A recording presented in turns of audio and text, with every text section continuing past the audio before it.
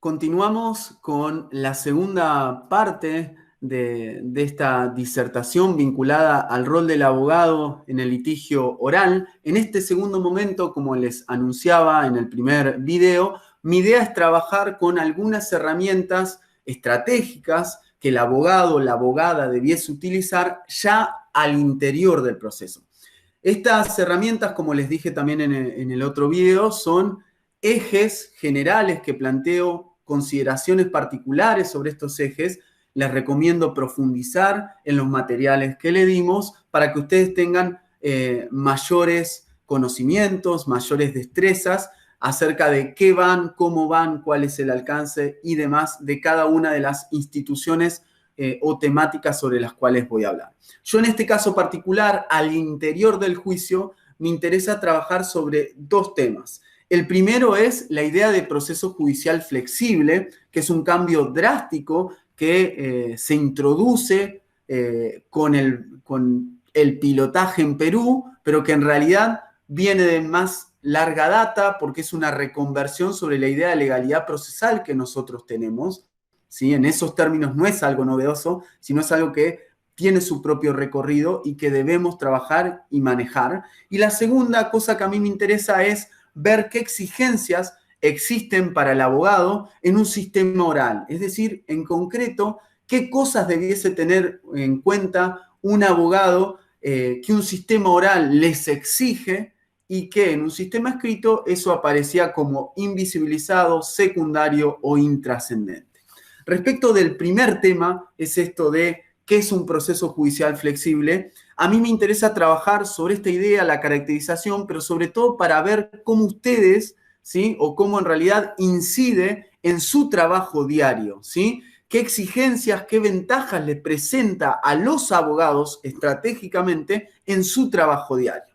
Para esto hay 4 premisas que son fundamentales. Primero, como hablábamos en el primer video, ¿sí? Ya no fuera del proceso, sino ahora adentro del proceso también, cuando nosotros hablamos de proceso judicial flexible, lo que estamos pensando es que la noción que va a estructurar lo que haga el juez, la jueza y los abogados, las abogadas, es el conflicto. Primer punto, primera premisa, el concepto que organiza todo lo que hagamos, entre ellos qué tipo de tramitación vamos a seguir, es la noción de conflicto. Segunda premisa, todo carril procesal es adaptable. Todo carril procesal es adaptable. Tercera premisa, sin gestión del caso no hay tramitación eficaz alguna. Sin gestión del caso por parte del abogado no hay posibilidad de tramitación eficaz alguna. Y cuarta premisa, la oralidad es ni más ni menos que una metodología de trabajo que tiene objetivos concretos y que requiere un nivel de planificación antes, durante, entre y luego de las audiencias muy elevado y muy distinto de lo que hacían abogados y abogadas en un sistema escriturario, ¿sí? Partiendo de esas 4 premisas, uno podría decir, bueno, ok, esto cambia el mapa, cambia el terreno acerca del cual trabajamos, pero ¿qué significa esta idea de proceso judicial flexible? ¿De qué va? ¿Qué supone? ¿Por qué a los abogados nos puede interesar o en qué nos afecta? ¿Sí? Bien, proceso judicial flexible significa ni más ni menos para un abogado o una abogada que litiga que debemos o deben repensar la idea de legalidad procesal, porque esta idea de legalidad procesal se transforma, ¿sí? Se transforma radicalmente la concepción y el modo en que se vinculaban los sujetos y las fuentes normativas, ¿sí? Y esa transformación se da a partir de los conflictos.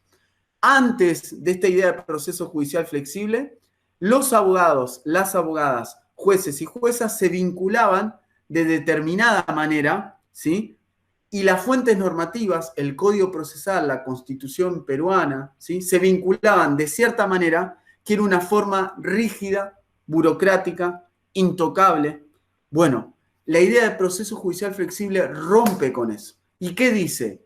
Miren, los jueces, juezas, los abogados, el Código Procesal peruano y todas las demás fuentes se vinculan de manera dinámica, horizontal, ¿sí?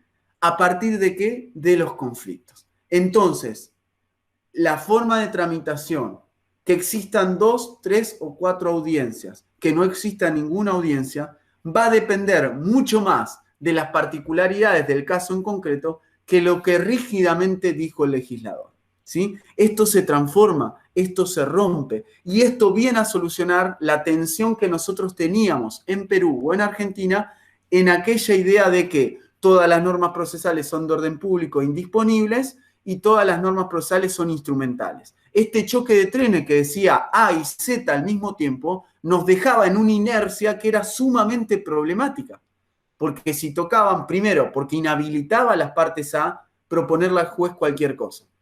No solo decíamos las normas procesales son de orden público, sino que decíamos las normas procesales son indisponibles. ¿Y esto qué suponía? Que, por ejemplo, un abogado o una abogada no le podía decir al juez, mire, este caso es muy complejo, entonces, ¿por qué no hace una audiencia más? Porque estaba inhabilitado de plano. Y al mismo tiempo decíamos, todas las normas son instrumentales. Entonces, ¿cómo era? ¿Cómo es? Bueno, eso nos llevó a una inercia donde básicamente los procesos eran una serie de líneas, ¿sí? Líneas rígidas, escalonadas, donde invisibilizábamos el caso, pero además invisibilizamos a la posibilidad, eliminábamos la posibilidad de que abogados, abogadas, le propongan al juez o discutan entre ellas acerca de qué manera es más eficaz, más eficiente y más adecuada procesar un conflicto. Esto es lo que viene a instalar la idea de proceso judicial flexible. Por eso digo que la idea de proceso judicial flexible rompe con aquella vieja idea de legalidad procesal entendida como un dogma, un rito, ¿sí? Y posiciona una nueva forma de vincularse sujetos y fuentes normativas. ¿Por qué digo esto? Primer punto, porque el Código Procesal era una fuente más dentro de una pluralidad de fuentes, ¿sí? Nosotros decíamos no, porque lo que dice el Código es lo único. Falso. Arriba del Código está la Constitución peruana, la Convención Americana de Derechos Humanos, ¿sí? Lo que dice o interpreta la Corte Nacional del Perú o la Corte Interamericana de Derechos Humanos. Entonces, un primer punto que nosotros teníamos que te voló por el aire, que te rompió ese esquema donde vos decías, no, lo único que rige y lo único que tenemos que ver es el Código Procesal peruano. Falso. ¿Por qué? Porque la constitucionalización del proceso dijo, arriba del código está la Constitución y la Convención Americana, lo que dicen estas autoridades interpretativas. Entonces, aquella persona que siga diciendo que para definir el trámite de un proceso lo que tenemos que ver es lo que dice solamente el Código Procesal peruano, se está olvidando todas las demás fuentes normativas. Entonces, primer punto, eso se rompió y obviamente, ¿qué te hizo? Hay que reconstruirlo.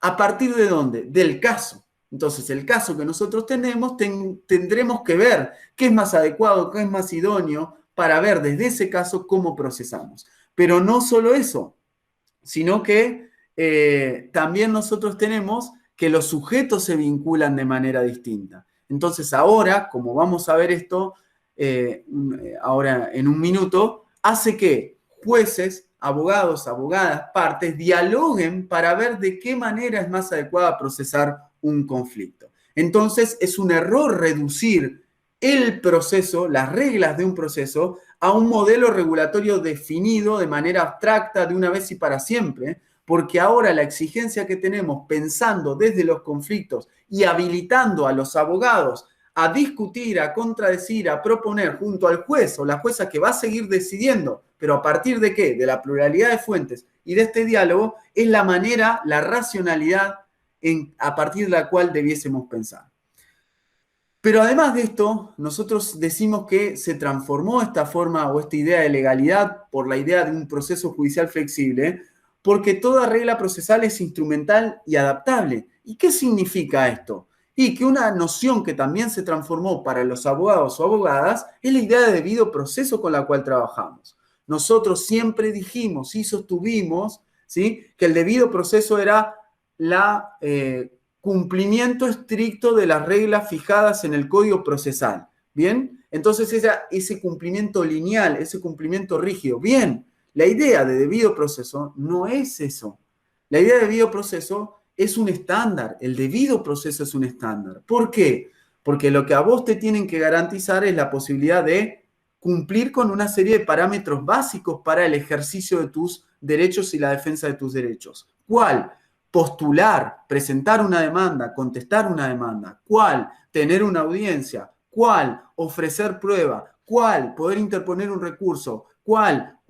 Ejecutar la sentencia. Bien, esos son los parámetros básicos, pero fíjense que son estándares. Entonces, estos estándares son susceptibles de grados. Por ejemplo, si el conflicto involucra a sujetos como niños, niñas y adolescentes, que nos interesa que se tomen recaudos más especiales, quizás nosotros tengamos más audiencias, más controles, más filtros. ¿Por qué? Porque ese estándar va a hacer que pidamos la intervención del Ministerio Público fiscal o de la defensa o de algún tipo de sujeto tutelar. Entonces, fíjense otra vez, ya no es el cumplimiento de un rito caprichoso, lineal y rígido, sino que son una serie de estándares que en función de los casos, en función de ciertos grados, de ciertos valores, adquieren modulaciones. Por supuesto que tiene una serie de presupuestos básicos. ¿Cuáles? Que vos puedas ofrecer prueba. Si hay un sistema que dice no podés ofrecer prueba, obviamente eso sería inconstitucional e inconvencional y viola el debido proceso.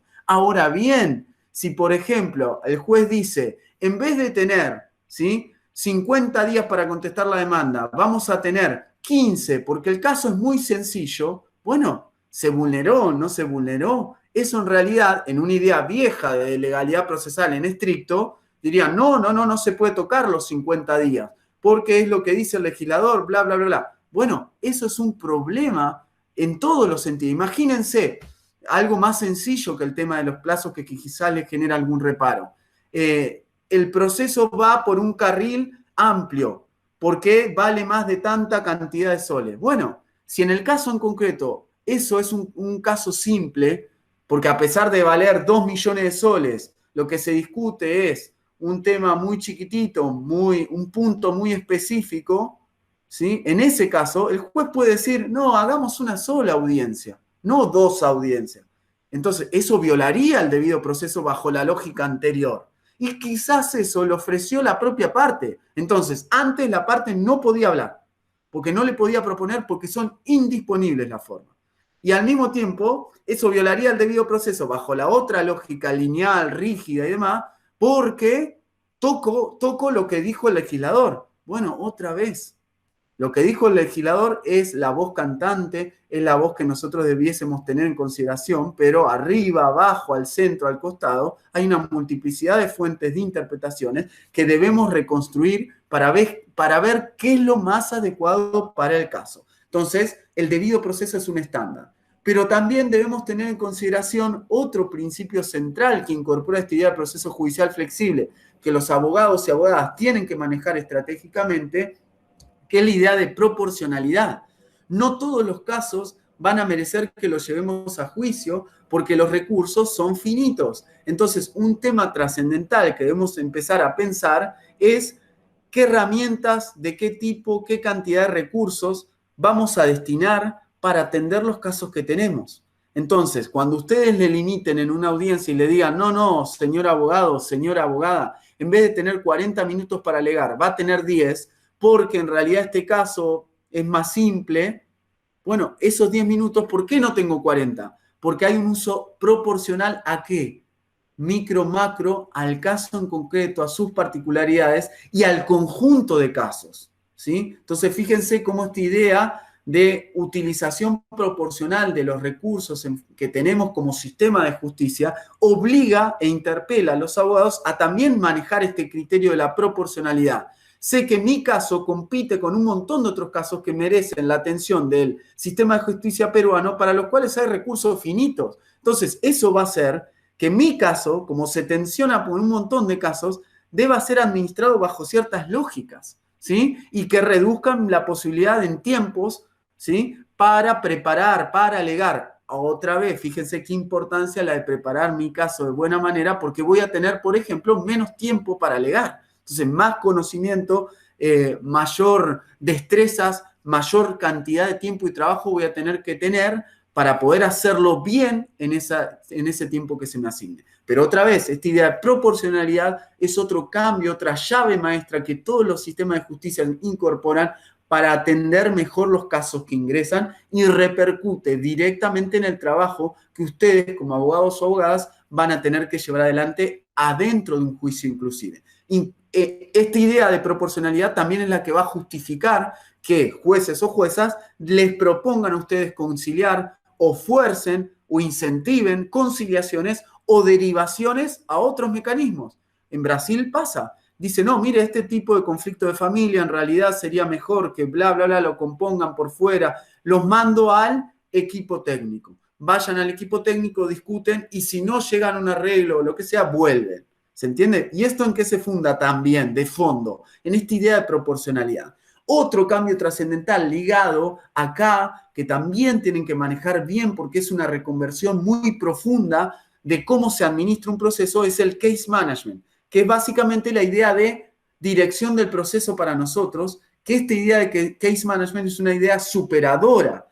¿Qué es esto de case management? Es la gestión del caso, del conjunto de casos y del flujo de casos. ¿Sí? De esa manera podríamos pensar al case management. ¿Sí? Y es un mecanismo de eficiencia procesal que dice que el juez, que el módulo civil corporativo de litigación oral, pero también los abogados, las abogadas, deben tratar de manera eficiente y responsable el litigio de su caso. ¿Sí? En este punto es trascendental que ustedes sepan que una de las graves fallas que nosotros hemos tenido en los sistemas de justicia es que no se gestiona o que se gestiona de mala manera, ¿sí? ¿Y eso por qué? Porque no nos preocupábamos acerca de cómo hacer avanzar un caso. Eso es la gestión del caso. Que existe un aparato, una estructura que se encargue de ver de qué manera se está avanzando la litigación. Entonces hay un control activo de esa litigación,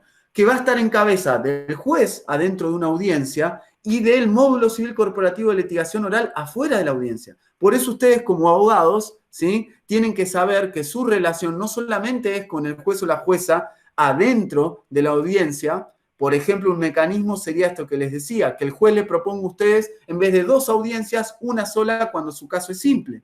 Entonces, ese es un mecanismo de gestión del caso.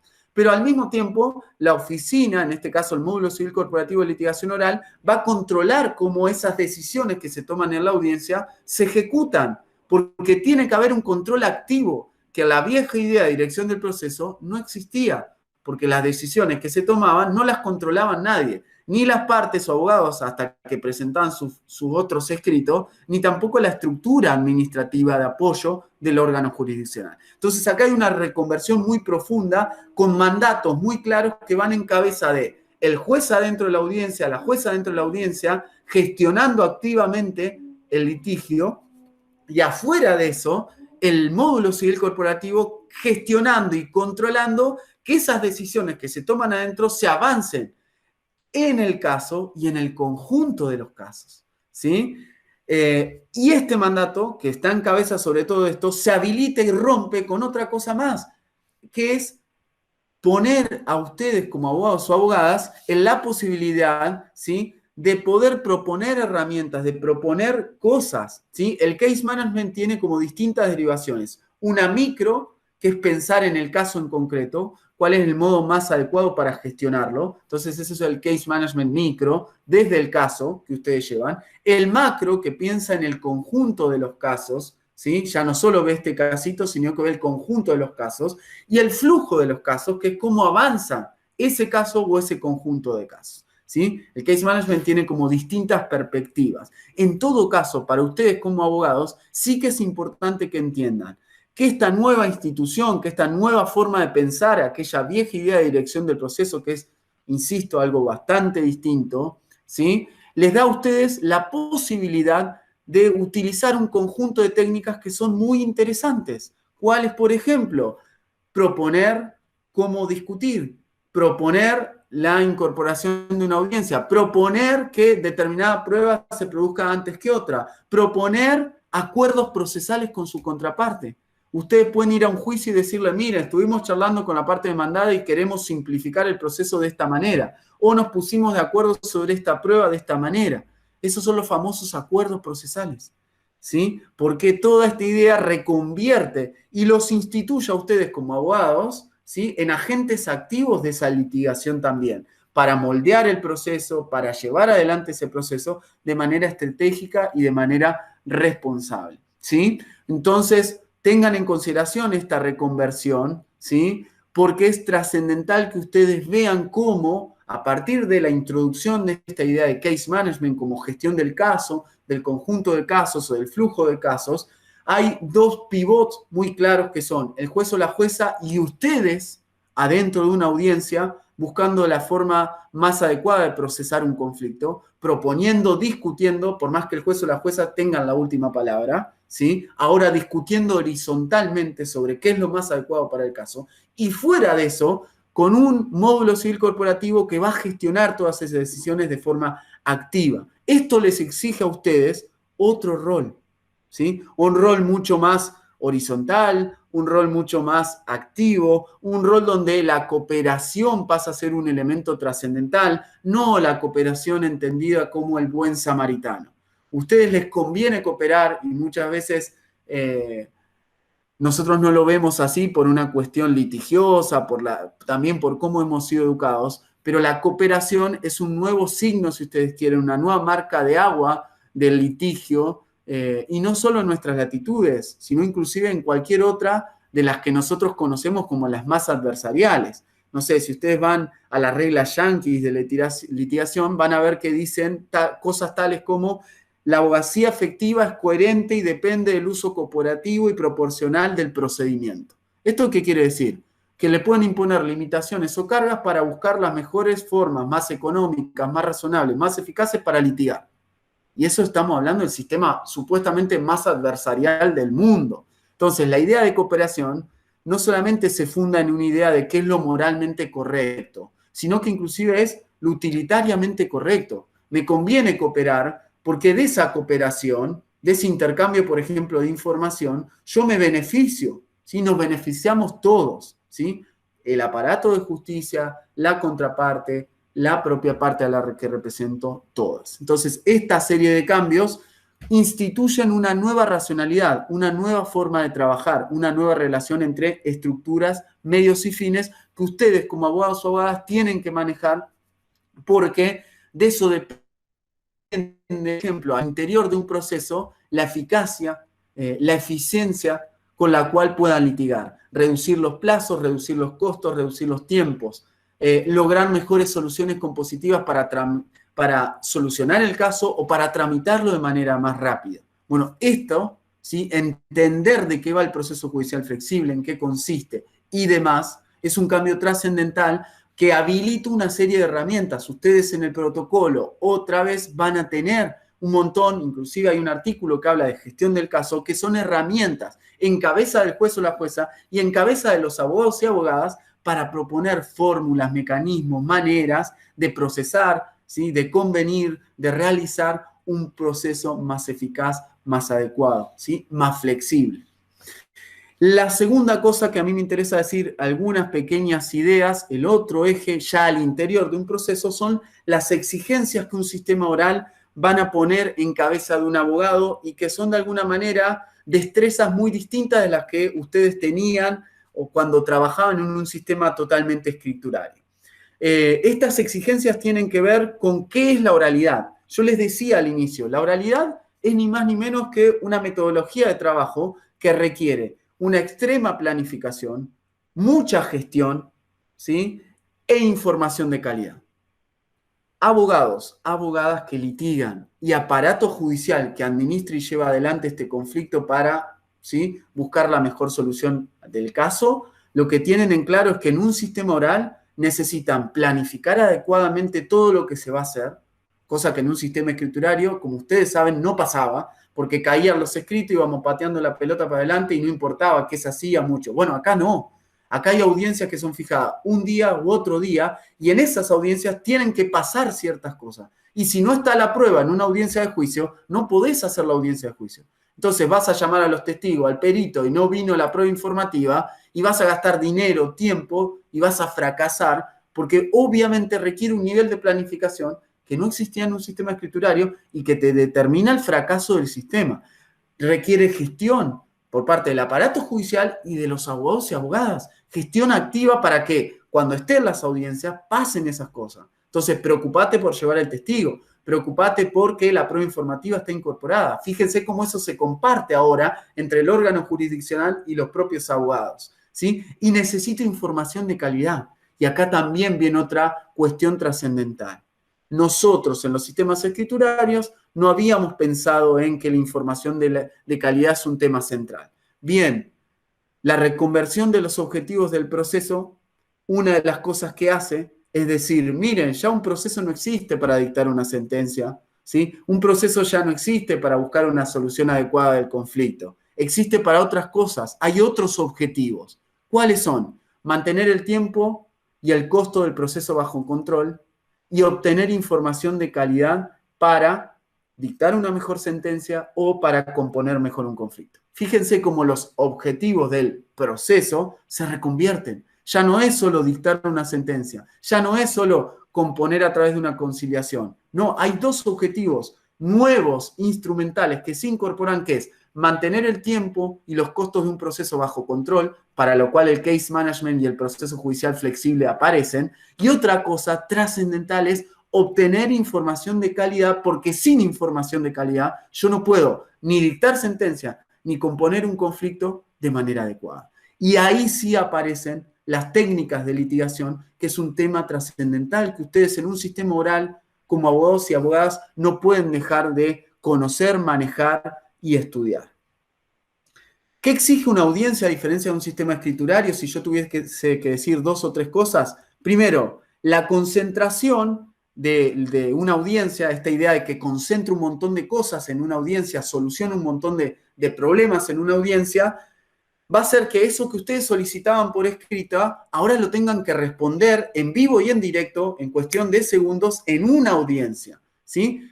Por más que lo solicitaron por escrito, su demanda, su contestación, ahora van a ir a una audiencia preliminar donde tienen que hacer una serie de cosas y van a tener que hablar, que alegar, que responder lo que interpele el juez o la jueza o la contraparte, ¿sí? En esa audiencia.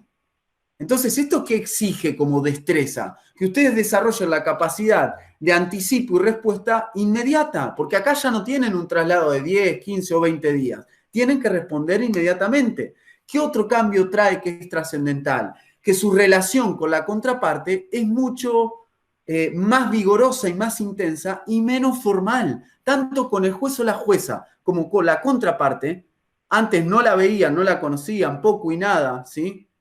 Y ahora la ven mucho, de manera intensa, en un ámbito como una audiencia, y la relación es menos formal. Entonces, esto también les va a exigir a ustedes a pensar estratégicamente qué tipo de cosas van a hacer o qué no hacer o de qué manera las van a decir. Si ofensivas, si directas, si de buena manera, de mala manera. Entonces, otra vez, este tipo de relación que se construye mucho menos formal y mucho más intensa, les obliga a pensar estratégicamente cómo van a litigar, ¿sí? Y otra cuestión fundamental es que esto de que se concentran las actuaciones en audiencia les va a exigir a ustedes que lleguen preparados. Si hay algo que no pueden hacer y que es una aberración, es que improvisen. Una audiencia no se va a improvisar, es un error garrafal. Pero así como ustedes tienen que llegar sumamente preparados, para lo cual otra vez, fíjense, la teoría del caso, el manejo de cada uno de los elementos y demás es trascendental, aún así, ¿qué va a pasar? Que cuando tengan o cuando lleguen a esa audiencia, por más que vayan súper preparados, van a ver cosas que quizás les sorprenden o quizás aparecen cosas que no habían planificado. Bueno, eso también, como consejo, como parte de una destreza, les diría lo siguiente: el mayor y mejor manejo del caso y de sus fundamentos, tener claridad en aquella teoría del caso, en qué exige cada audiencia, de qué manera, cómo y demás, va a permitir reducir el margen de error y de incertidumbre ante cualquier evento no previsto que pueda aparecer en una audiencia, cosa que seguramente va a suceder porque pasa aún cuando planifiquemos todo. Segunda consideración que me interesaría en términos de audiencia. En un sistema oral se litiga por objetivos. En las audiencias, cada audiencia tiene objetivos determinados. Los deben haber visto y lo verán en los distintos módulos. Una audiencia preliminar tiene determinados objetivos. Una audiencia de juicio de vista de causa, mal llamada de vista de causa o final, tiene objetivos propios. Nosotros debemos prepararnos en términos de destreza de manera adecuada para litigar cada uno de los objetivos, tener certeza y claridad sobre cada uno de los puntos. Audiencia preliminar, ¿cuáles son los hechos controvertidos? Audiencia preliminar, ¿puedo conciliar? No, sí. ¿Qué hice? ¿Qué no hice? ¿Me hizo oferta? ¿No me hizo oferta? ¿Qué fortalezas tengo? ¿Qué debilidades tiene la contraparte? Bueno, litigo por objetivos, ¿sí? Manejo cada uno. ¿Qué exigencias tiene esa audiencia? ¿Qué cosas me va a demandar? No puedo llegar a una audiencia preliminar sin saber de qué va, cuáles son los objetivos, pero tampoco qué me pasa en mi caso en concreto, cosa que en un sistema escriturario pasaba, porque en realidad tenía 5 millones de casos y conocía poco y nada de cada uno. Ahora no van a poder trabajar de esa manera, porque si no van a tener resultados muy adversos, ¿sí? Y otra cosa fundamental es que en las audiencias ustedes van a tener que poder medir fuerzas, ¿sí? Conocer eso para saber qué conviene hacer o no hacer. Entonces, en esa proyección es fundamental que ustedes puedan manejar o conozcan mejor que nadie, otra vez, como hablábamos al inicio, los intereses de su cliente, la información con la que cuentan, qué éxito pueden llegar a tener, ¿sí? Porque una cosa que van a tener que hacer constantemente es durante todo el proceso. Inclusive piensen que en una audiencia de juicio el juez le puede, antes de iniciar el juicio, inclusive propiamente dicho, que vengan los testigos, los peritos y demás, proponer a ustedes conciliar. Entonces, otra vez, en ese momento o antes, entre audiencias, voy a ir midiendo fuerzas porque proyecto qué resultado puedo tener. Che, mejor me conviene proponerle, llegar a una conciliación y repartir esto, quedarme con el 50% de lo que tenía, porque yo sé que si voy a una audiencia de juicio, el testigo que yo creía que iba a decir tal cosa es un testigo que es medio endeble, entonces por ahí se pone nervioso y por más que pasó lo que pasó, no sé si lo va a decir. Y si no lo dice, no lo puedo probar. Entonces fíjense cómo, otra vez, el escenario de las audiencias les exige todo el tiempo estar midiendo fuerzas, proyectando, conociendo las exigencias. El tercera cosa, las audiencias, un sistema oral por audiencias, se basa por antonomasia, no tanto en la inmediación. Nosotros generalmente nos obnubilamos con esta idea de la inmediación. El corazón de un sistema oral por audiencias es la contradicción. Y ahí ustedes, como abogados, tienen un rol fundamental. ¿Y por qué digo esto? Porque la inmediación, el hecho de estar todos juntos, jueces, abogados, elementos de prueba, en una audiencia, no nos dice nada. ¿Por qué? Porque el corazón, todo eso se vuelve dinámico y todo eso produce algo cuando empezamos a discutir. Y eso es lo que les permite un sistema oral por audiencia. Y por eso digo, su rol estratégico es fundamental. ¿Y qué queremos decir con contradicción? Discusión, pero sobre todo depuración de información. ¿Por qué nosotros tenemos que manejar técnicas de examen y contraexamen? Porque esas técnicas son las únicas maneras de obtener información de calidad. Porque traer un testigo no es sentarlo como hacíamos en un sistema escrito para que venga y diga, a ver, Matías, ¿qué dice? Y Matías hable, ¿sí? Alguien toma nota, ¿sí? O ahora queda video grabado, Matías se va y lee un pliego. No, porque esa información así obtenida es de muy baja calidad. ¿Por qué existe el examen por parte del abogado que interroga y el contraexamen por parte del abogado de la contraparte que también contrainterroga? Porque la única manera de saber si la información del testigo es creíble, si la información del testigo es adecuada, si la información del testigo es idónea, etcétera, etcétera, es a través del sistema de depuración de esa información. Pienso en el testigo, pero piensen en el perito o piensen en los documentos. Hoy en un sistema escrito, ¿cómo se hace hablar a los documentos? Conflictos donde, por ejemplo, se ofreció un contrato y testigo. Se incorporó el contrato, bueno, pero ¿qué querías decir del contrato? ¿Cómo lo querías decir? ¿A qué hay que prestarle atención? ¿Por qué lo firmaron? ¿Por qué no lo firmaron? ¿Qué interpretaron las partes cuando firmaron la cláusula 5? Todas esas cosas no se litigan en un sistema escriturario típico. Y eso es trascendental. ¿Por qué? Porque la forma de hacer hablar a los documentos, a la prueba material en un proceso, no es incorporándola sin discutir sobre ella, sino traerla, como traemos a los testigos o a los peritos, y hacer un sistema de depuración de esa información, que es a través de la contradicción. Por eso digo, el corazón de todo esto, de un sistema oral por audiencias, y el rol del abogado por eso es trascendental, es la contradicción. Y entender que nosotros tenemos que trabajar con la producción de información. Los testigos, la prueba, las evidencias, los peritos, los documentos son información. Nosotros tenemos, y esto es teoría del caso. Entonces yo en la teoría del caso, en mi estudio, ya trabajé sobre esto. Y cuando llegue a una audiencia de juicio, voy a recuperar qué quería decir con el testigo y voy a preguntar sobre eso al testigo.